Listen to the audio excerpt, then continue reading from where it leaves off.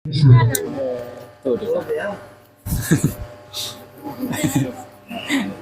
का स्वरूप कैसा है? सच्चिदानंद। सच्चिदानंद कहते हैं ना, तो आत्मा का स्वरूप सच्चिदानंद है। फिर आत्मा का भोजन क्या है? कौन बताए? हाथ खड़ा करो, बोलना ना, ये तो सबको होना चाहिए। चलो बताओ। हरि नाम। भगवान का नाम ही वास्तव में आत्मा का भोजन है। इसलिए जब कोई भगवान के नाम कीर्तन सुनता है तो आनंद से नाच उठता है, झूम उठता है। और जिसका आत्मा थोड़ा ज्यादा मर गया होता है उसको उठाने में बहुत हरि नाम सुनाना पड़ता है। उसके लिए जाम्बी का जरूरत पड़ता है। डाम डाम उठेगा तब वो नाचना शुरू। उसमें भी नहीं होता है, उसमें भी वैष्णव का कृपा चाहिए। जब वैष्णव नाचने लगेंगे उसको पकड़ के 2 बार उछालेंगे तब नाचने लगेंगे।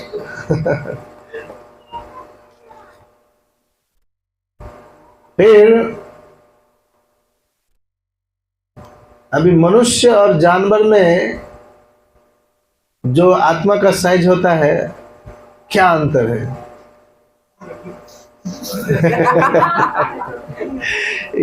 पेट में जो है ना, जिनको याद है तो कुरकुराते रहता है। बताया था ना?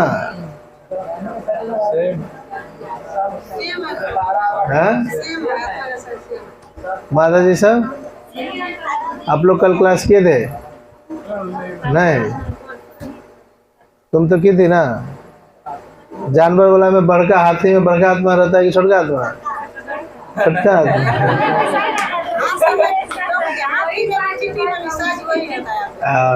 हाथी रहे या इंद्रकोप कहते हैं। इंद्रकोप सबसे छोटा होता है, मतलब वो माइक्रोस्कोप से देखने के बाद ही दिखता है। उसमें भी जो आत्मा होता है उसका भी साइज बाल के अग्रभाग के 10,000 टुकड़ा करेंगे वही साइज रहेगा।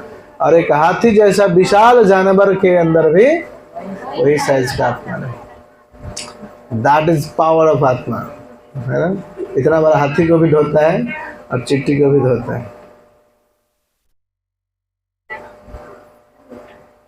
और प्रश्न है कि हमारा जो शरीर है वो कितने प्रकार से बना है? बोलना नहीं, कोई माइक पकड़ के बोलेंगे, जिसको माइक देंगे वही बोलेगा। प्रभु जी सब चौपट हैं, बोलिए माता जी। चलो, हाँ आप बताएंगे। तुम तो पीछे, अच्छा ठीक है। हाँ पाने, हाँ पाने, अग्नि नहीं, वो तो प्रश्न समझ में आया लोगों को? प्रश्न नहीं समझ में आया। मतलब हमारा शरीर किस किस स्तर से बना हुआ है? शरीर ही, मतलब हमारे शरीर का जो बनावट है वो पंचभूत से है एक। हाँ, ऐसे क्या क्या क्या चीज से बना है?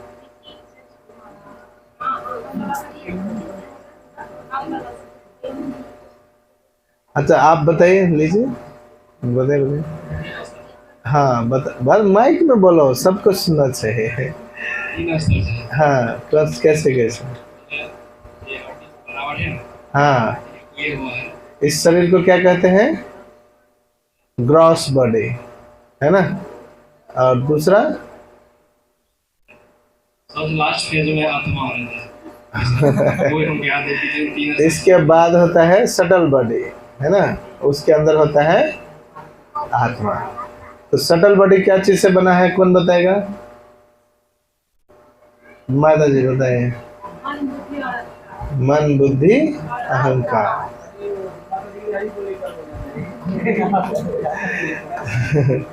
देखो ये बड़ा ही नॉलेज का चीज है और ऐसा है, साइंटिफिकली प्रूव्ड है।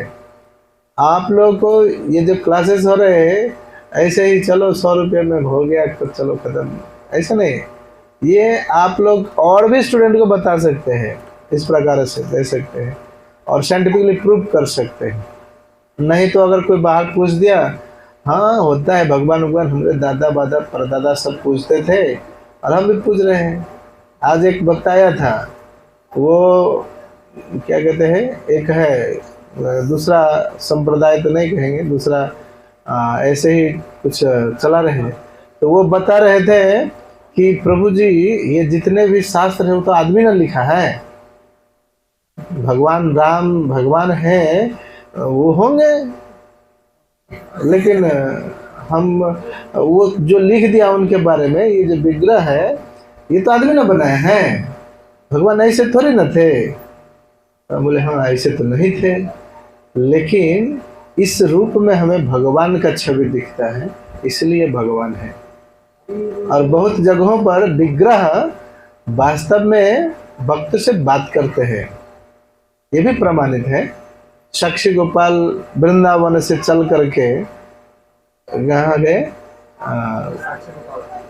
पूरी जगन्नाथपुरी की तरफ गए, है ना, तो विग्रह ही तो गए थे, ओरिजिनल भगवान दर आए थे उधर, तो ओरिजिनल ही थे। विग्रह मीन्स ओरिजिनल, ऐसा नहीं कि वो डुप्लीकेट है। भगवान के 3 स्तर, जैसे तटस्थ शक्ति हम लोग हैं, है ना, एक होता है अंतरंगा शक्ति राधा रानी है, बहिरंगा शक्ति दुर्गा देवी है, तो हम लोग भी भगवान की ही शक्तियां हैं, तटस्थ शक्ति। उसी प्रकार से जो विग्रह होता है वो भगवान का ही स्वरूप होता है ना, और भगवान के ही स्वरूप साक्षात ब्रजेंद्र नंदन, हमारे आचार्य लोग कहते हैं प्रतिमा नहीं तुम्हें साक्षात ब्रजेंद्र नंदन। आप वास्तव में पत्थर का विग्रह नहीं हो, आप साक्षात ब्रजेंद्र नंदन हो। और कई जगन्नाथपुरी में तो कहने वाले कहेंगे अरे ये तो काठ का लकड़ी का बना दिया है ऐसे, लेकिन जाएगा तो उधर सबका हालत खराब हो जाता है। एक बार देखने के बाद सबका मन मोह लेते हैं, है ना। वृंदावन में बिहारी जी हैं, कहते हैं कोई भी जाए तो एक बार एक बहुत बड़ा बिजनेसमैन का बेटा गया, अभी कभी जाना नहीं चाहता था वृंदावन, कोई लगाव नहीं भगवान से, नास्तिक एक नंबर का, लेकिन एक बार गया, फिर वहाँ से जब वापस आया तो कहता है वृंदावन ही जाऊंगा और कहीं नहीं जाऊंगा। बोला क्यों? तो बोला ये बिहारी जी ने पूरा बिहार कर दिया मेरा मन मेरा चित्त उनके सिवाय और कुछ देखने का इच्छा नहीं करता। तो ऐसे ही है, और स्टोरी में जाएंगे तो बहुत टाइम चला जाएगा ऑलरेडी। आज स्टार्ट करते हैं, और कल का जो भी है, अब कल 6 सेशन लास्ट होगा, और 7th में प्रैक्टिकल ऑब्जर्वेशन है, और इसके बाद सबके लिए एग्ज़ाम पेपर्स आएंगे, और सबको जैसे जैसे क्वेश्चन पूछे सेम क्वेश्चंस, है ना, और इसके बाद जो पास करेगा सबको सर्टिफिकेट मिलेगा। तो सभी लोग के लिए है कि अच्छा से इसको तैयारी कीजिए। मैं दे रहा हूँ इसका मतलब ये नहीं नेक्स्ट आपको